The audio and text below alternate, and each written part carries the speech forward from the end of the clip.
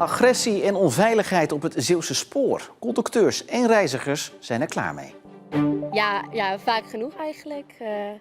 Vorige week nog toevallig. Een groepje jongens die een beetje intimiderend tegen me praten. Maar toen zag ze dat ik niet alleen was en toen gingen ze eindelijk weg. En verder in deze Zeeland nu. Geschorste topambtenaar laat van zich horen. En een nieuwe start voor het UCR.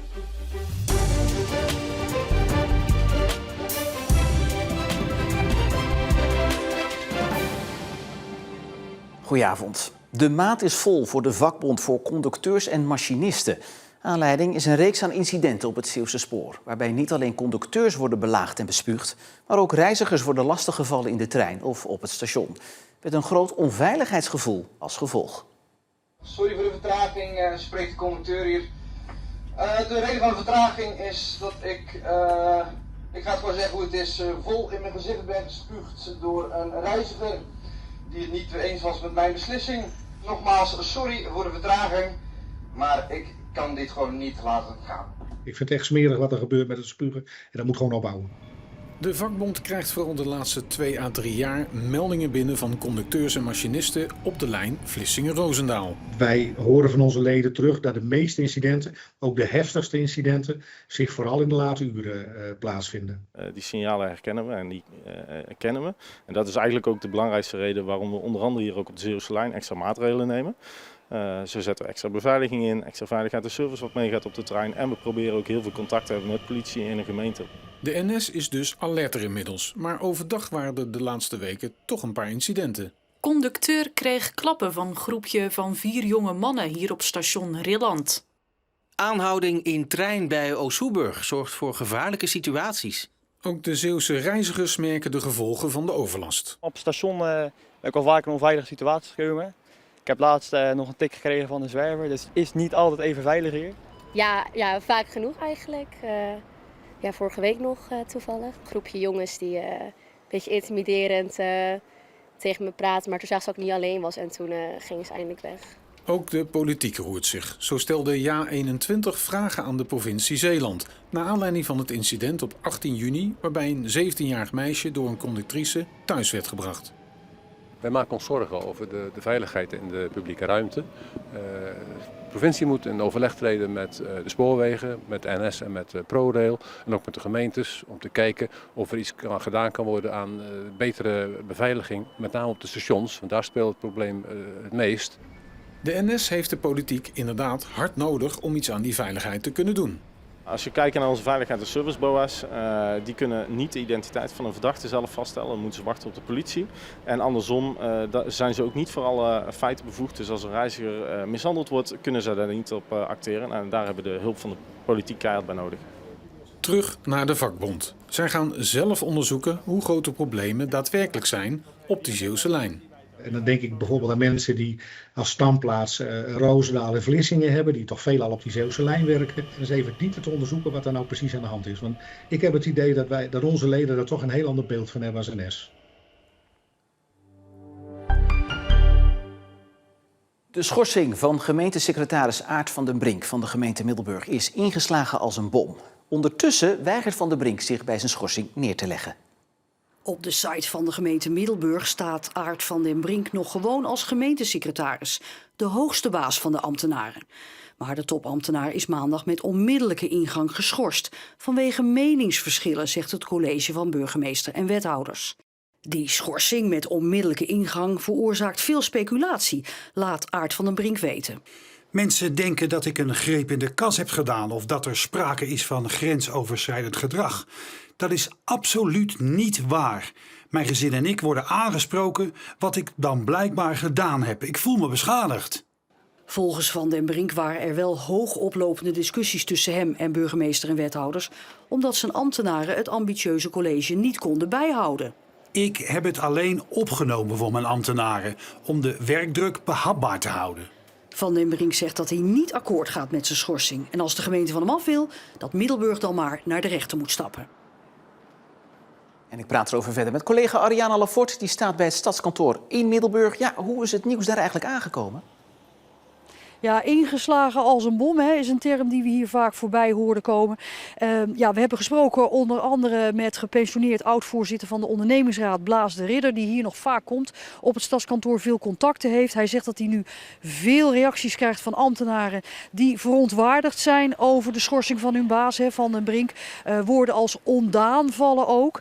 Van den Brink zelf zegt dat hij tot nu toe altijd in medewerkerstevredenheidsonderzoeken heel goed scoorde. En dat hij ook van de colleges die hij heeft gediend, tot nu toe altijd goede beoordelingen kreeg. Zelfs van het zittende college dat hem nu geschorst heeft. Ja, wat gaat er nu eigenlijk gebeuren?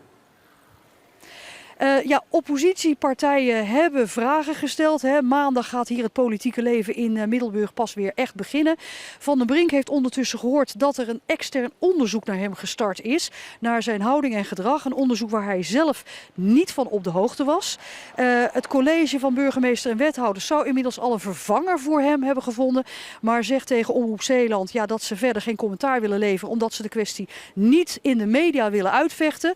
Maar het was natuurlijk het schorsingsbericht van dat college zelf wat voor zoveel ophef en zoveel speculatie heeft gezorgd.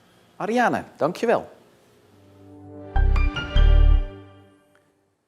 Het nest van de Aziatische hoornaar bij Grauw is verwijderd. De Aziatische hoornaar is een invasieve exoot die hier niet van nature voorkomt en een bedreiging vormt voor bijen. Dat het nest nu is verwijderd is vooral een opluchting. Vanaf het schoolplein was het nest goed te zien. Isabel woont er dichtbij en zag het met de dag groeien. Ja, eerst was hij zo en toen was hij ineens veel groter. En wat dacht jij toen? Dit komt niet goed, maar hopelijk komt het goed, want ze gaan vanmiddag het nest eruit halen. En zo geschiedde. Al blijft het voor de bestrijder dweilen met de kraan open. We rijden met 3 ploegen door Zeeland heen, alleen in de provincie Zeeland al. En we halen minder nesten weg dan dat er eigenlijk per dag aangemeld worden. Maar dit nest in Grauw kan dus van zijn lijst afgestreept worden. Een record aantal deelnemers voor de Ladies Run van de Kustmarathon dit jaar. De run op vrijdagavond is voor het eerst volgeboekt en telt 1500 deelnemers. De wedstrijd over 5 en 10 kilometer zijn sinds 2008 de opening van het Kustmarathonweekend. Dit jaar is dat op vrijdag 3 oktober. En Goes heeft er een verkeersregelaar bij die ontworpen is door de 8-jarige Novella. Zij deed mee aan een wedstrijd waarbij 400 inzendingen waren. Haar ontwerp is uiteindelijk echt gemaakt en haar inspiratie was het populaire Labubu-figuurtje. Heel veel mensen willen zo'n pop en ik had dat dan een beetje verwacht dat ik ging winnen, want ze zijn heel populair. De pop moet ervoor zorgen dat weggebruikers hun snelheid minderen, want het is een schoolzone. Sommige kinderen die lopen hier dan ook en dan rijden auto's best snel. Dus ik hoop dan wel dat het gaat werken. De school neemt maatregelen zodat het bord niet wordt meegenomen en zal waarschijnlijk alleen onder schooltijd buiten staan. Daarna gaat hij weer veilig naar binnen. Met een nieuw onderwijsaanbod, een nieuw logo en website wil het UCR de problemen van het afgelopen jaar achter zich laten en een frisse start maken.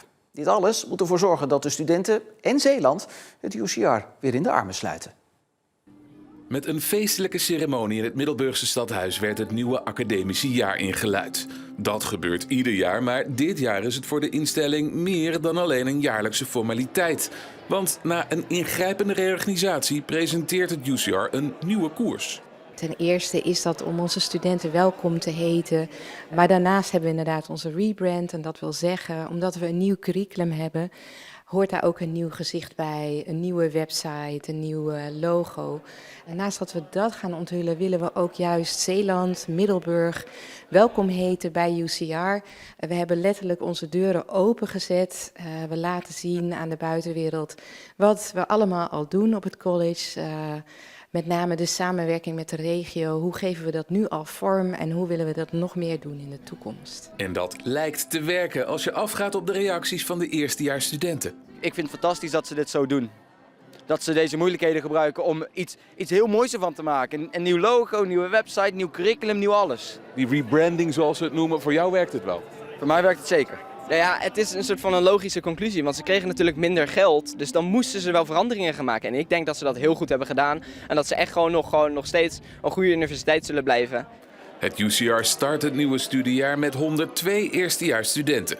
Dat is fors minder dan de ruim 160 van vorig jaar. Toch is de dean tevreden. We hadden natuurlijk gehoopt op meer studenten en tegelijkertijd, het is een cijfer waar we goed mee kunnen werken. En wat mensen wel eens vergeten is dat bijvoorbeeld die WIP, die Wet Internationalisering in Balans, ja, dat nieuws dat studenten welkom zijn hier in Zeeland en dat ze hier hun studies kunnen doen en bij kunnen dragen aan die Zeeuwse samenleving. Dat nieuws, dat moeten we echt nog goed voor het voetlicht brengen. Dat nieuws dat niet kon, dat is zo dominant geweest. Dat kost ook even tijd om dat verhaal bij de studenten weer goed in de oren te knopen. Bij deze eerstejaars is die boodschap in ieder geval goed overgekomen. Ik vind het fantastisch. Ik vind de sfeer hier fantastisch, de mensen hier fantastisch. Al een paar professoren ontmoet. Allemaal leuke mensen. Het is echt een hele mooie plek om te zijn. Fijn om te studeren en ik heb heel veel zin in mijn volgende 3 jaar hier. En dat je echt gewoon mee in de klas kan debatteren over verschillende onderwerpen. En dat het echt niet is van, oh ik zit in de zaal, ik ben maar een nummertje. Ze weten echt dat ik aanwezig ben. En ik vind dat helemaal top.